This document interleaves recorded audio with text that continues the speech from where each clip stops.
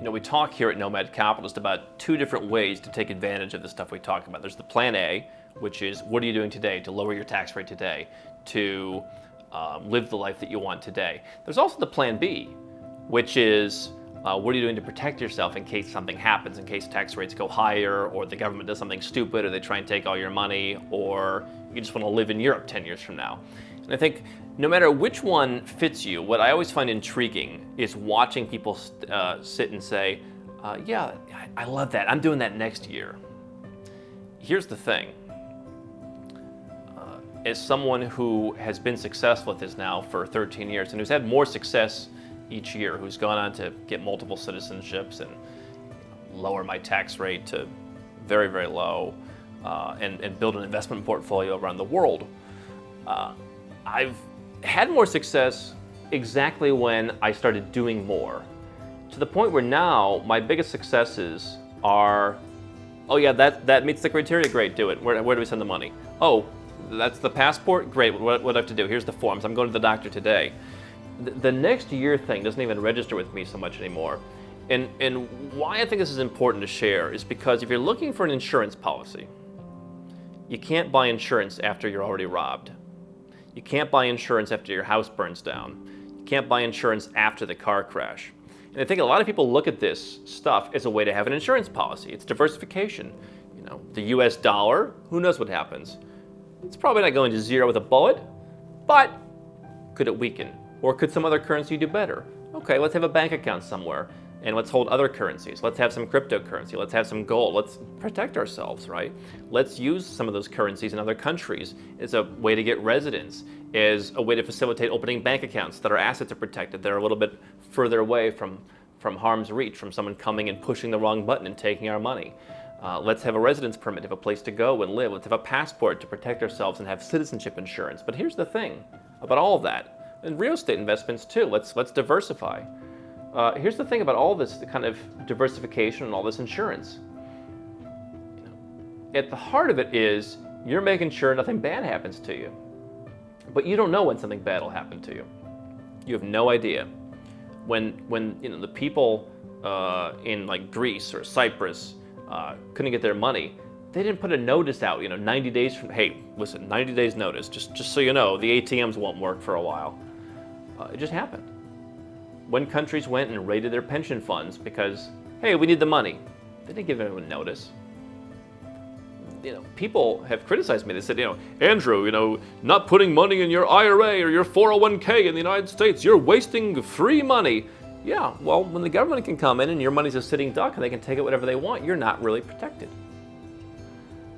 And so you never know when that's going to happen. The biggest thing that I hear from folks is,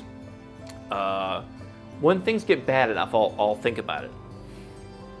Well, first of all, thinking about it's worth nothing, right? Perhaps when things get bad enough, I'll do something about it. But here's what's interesting. Look at the risk profile that people have, where they say, Andrew, I'm not going to invest in Cambodia. That's really risky. Oh, is it? Yeah, like our country's great. Well, no, your country's great because you live there and you have a sense of calm and you have a sense of peace because you're there and you're monitoring it and you understand it and you understand the culture and you understand how it feels. Who knows what could happen tomorrow? Who knows what law they could pass? We've seen it time and time and time again. Laws are passed. Sometimes they affect you retroactively. The best case is you have a couple months to get ready. The average case is, hey, starting tomorrow, here's what we're doing. That property you own, the taxes just went up 5-fold. It's happened all around the world. And so there's a false sense of calm in the place where you live because you know it.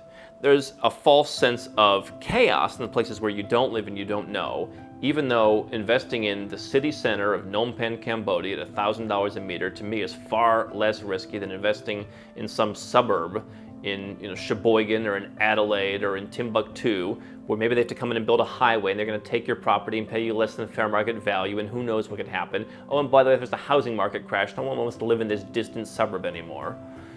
And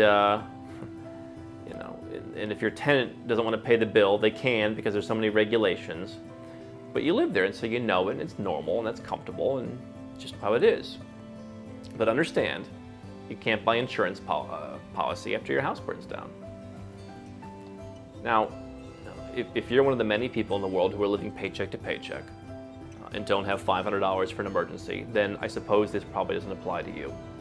And if they come and take everyone's Social Security or everyone's 401k or their retirement account, they might not bother you because it wouldn't be politically expedient for them.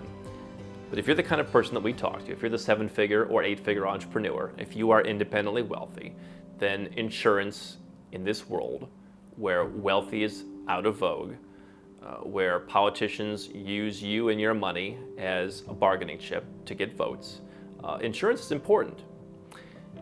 And I think if you're watching this channel, you understand that. That's why you're here. But there is a false sense of security that many people have where they have time. I've been signing the bill ever since I started this, that every year new residence and citizenship programs either go up in price, become more difficult, or get canceled altogether. Just in the last year, you've seen programs like in Canada simply go away. We're seeing more programs that are going up in price, others that are planning to go up in price or discussing it. They are closing more of the exits. More banks that we work with don't want to take customers anymore. It's always a game of finding what's working now. But when you're in, you're in. When you get the passport, now it's yours. When you get the bank account, they're probably not going to close your account, even when the rules change. You can't buy insurance after your house burns down. And so if you're looking at this stuff as a way to insure, you go to countries all around the world where the bottom fell out of the currency one day. I don't know if any of them expected it. You go to people who are investing in real estate in right before the global recession, they were taking out 102% loans. None of them expected it to fall to the bottom. People don't expect bad things to happen. In fact, in times of euphoria, people are less seeking of insurance than ever because, hey, times are good.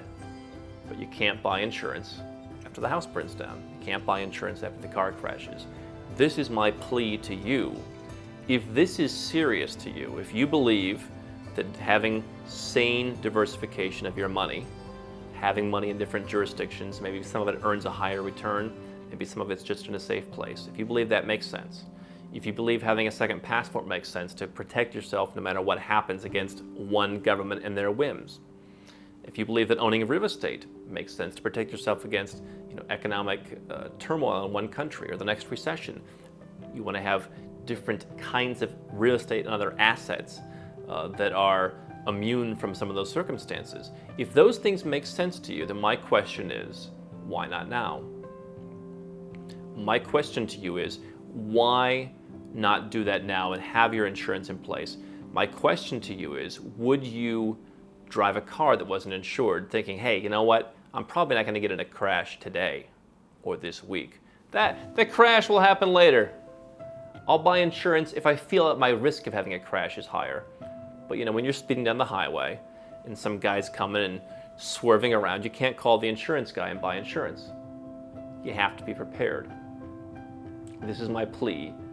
If you truly believe in what we talk about here at Nomad Capitalist, in being diversified and in going where you're treated best, you don't have to move today. You don't have to move ever.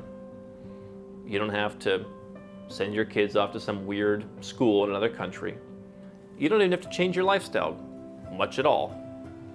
But why aren't you setting up the insurance? Why are you saying only when things get bad? Because things have progressively gotten worse where you live. Politicians have taken more power. They've raised your tax rates. They've taken money. Every country has its own set of circumstances, but things have gotten worse. The government has more power than ever. So why are you waiting for it to get even worse? Why allow this sense of security that you have by simply being around it, being the frog in the boiling pot? Why allow that to let you wait another day? Now, I'm not here to say that everyone should do this stuff. But if you are going to do this stuff, I'm a believer that now means now.